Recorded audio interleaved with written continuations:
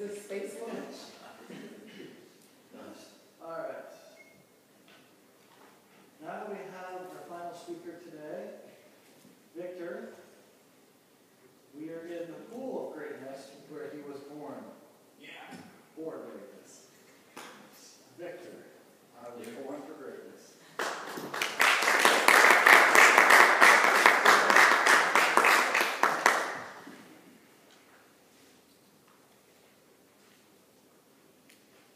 There was a reporter interviewing this wealthy elderly woman, and he asked him, "When did you become successful?" He answered, "I was successful when I was homeless, penniless, and sleeping on a park bench. Because I knew where I was, where I wanted to go, but more importantly, I knew I was born for greatness."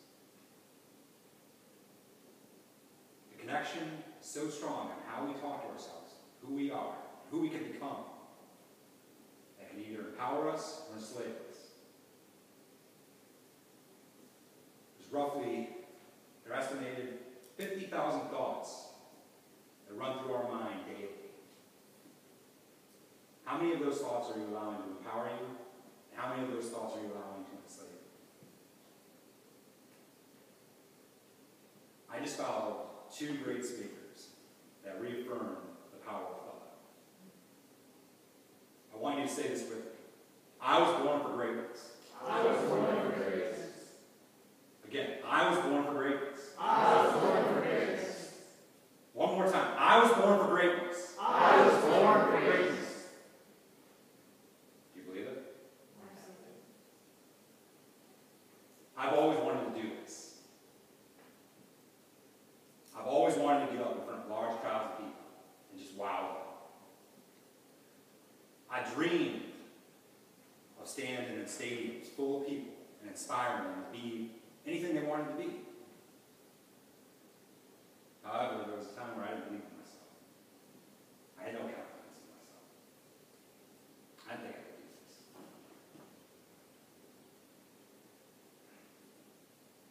When I had to give presentations for school, I would get up in front of the class and I would stutter. I would stutter horribly. I'd freeze. I'd slowly make my way back to my seat.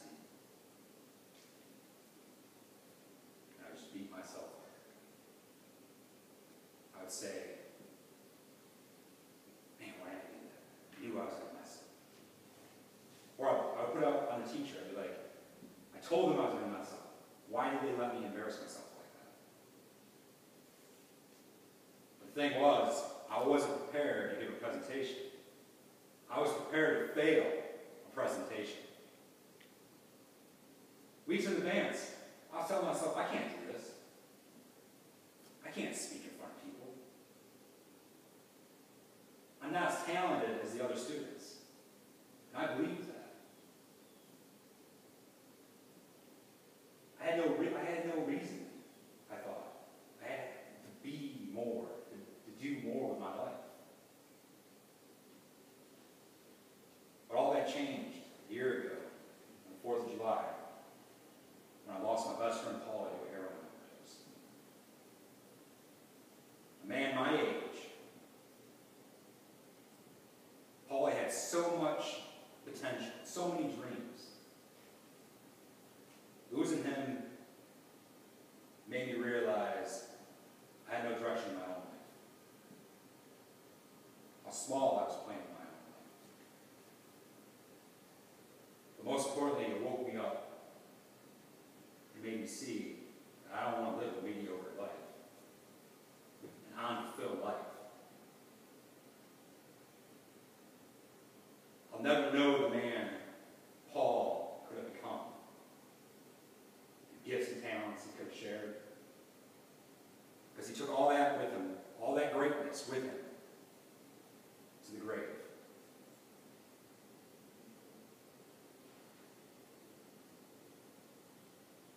Les Brown once said, "The graveyard is the richest place on earth. Because it is there you'll find all the hopes and dreams that will never be fulfilled."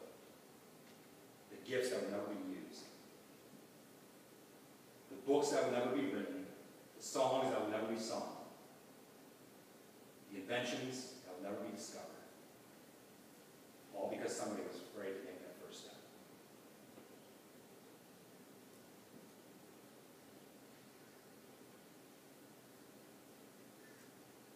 Most people will die at 25, but they won't be buried until they're 85.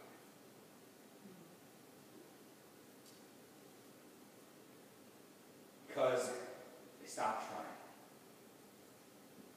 They written themselves off. They took themselves out of the game. They stopped living. They settled. They told themselves, it's not worth it. What's the point? It is what it is.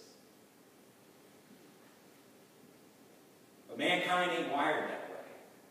We weren't created to play small with our lives.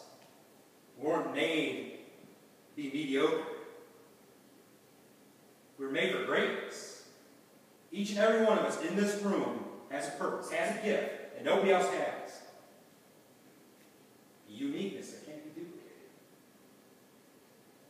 We all have this warrior spirit in us, yelling, I will not stop, I will not quit, I will fight until I die, because I have a lot of life in me. If there's something you want to do, then do it. If there's something you want to be, then be it.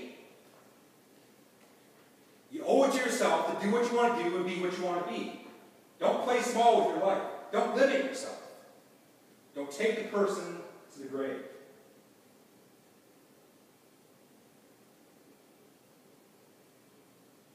You have one life to live.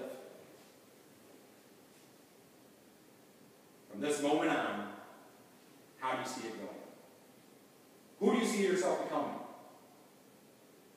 How do you talk to yourself? How do you plan on starting to talk to yourself? I want you to say this with me. I was born for greatness. I was born for greatness. I was born for greatness. I was born